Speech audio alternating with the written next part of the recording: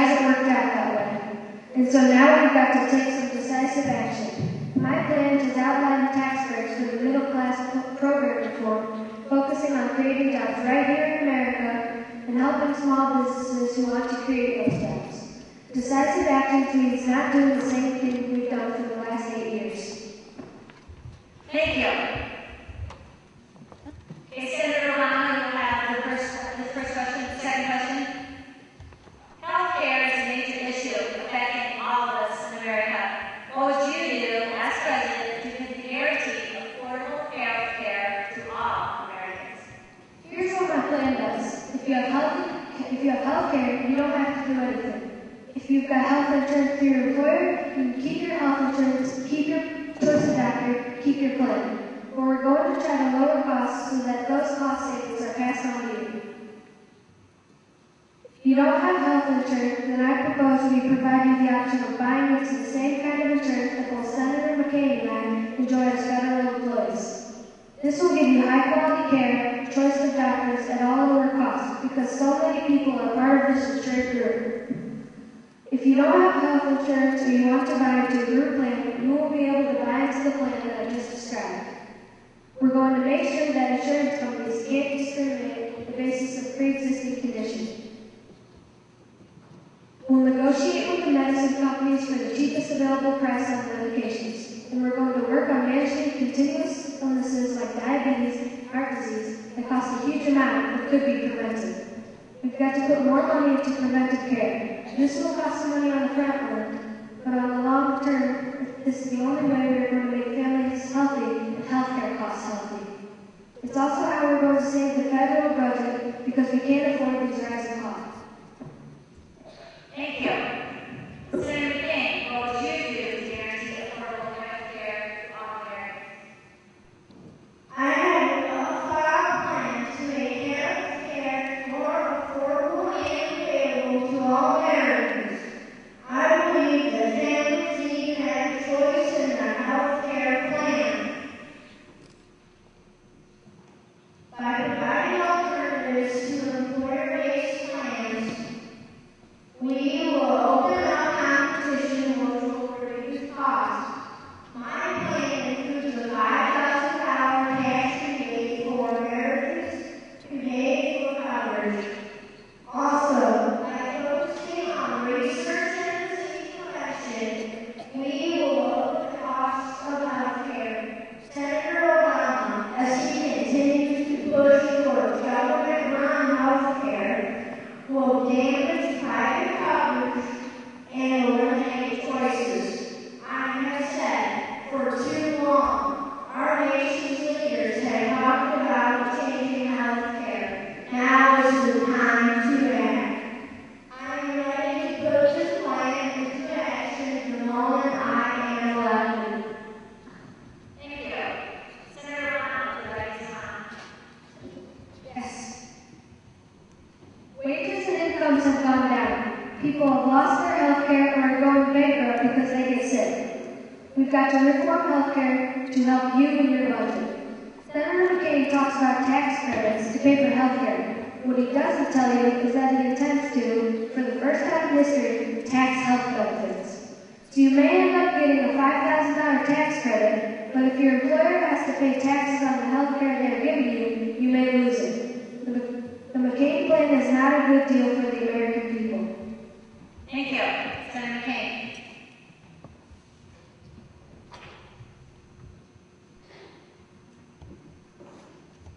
My plan does not include taxing people more than for health care. I am focusing, as I said, on disease prevention and research so we can lower the costs of health care.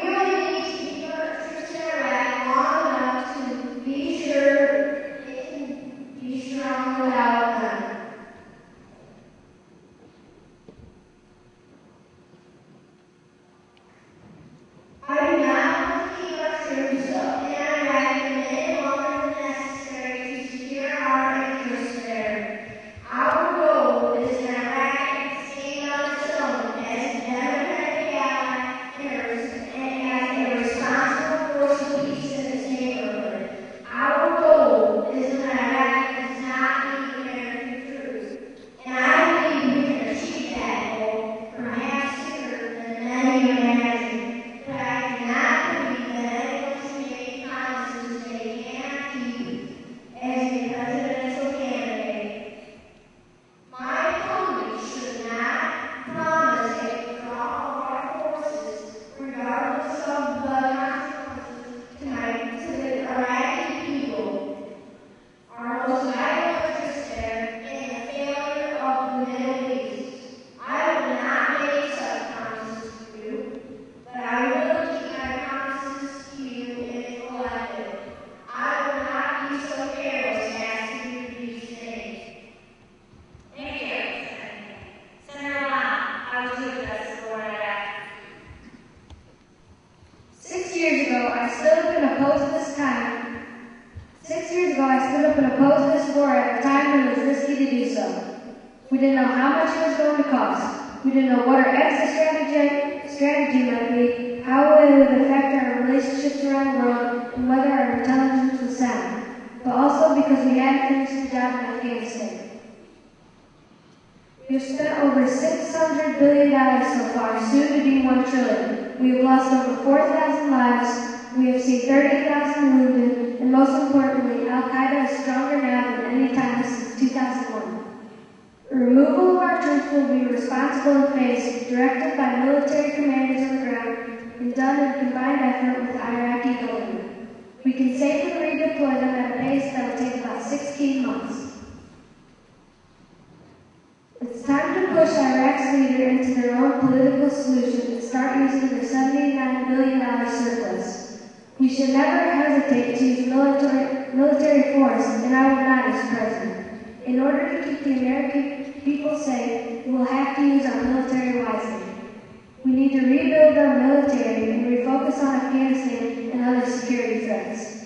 After redeployment, we will keep some remaining troops in Iraq for specific missions, protecting diplomats and continuing the training of Iraqi forces.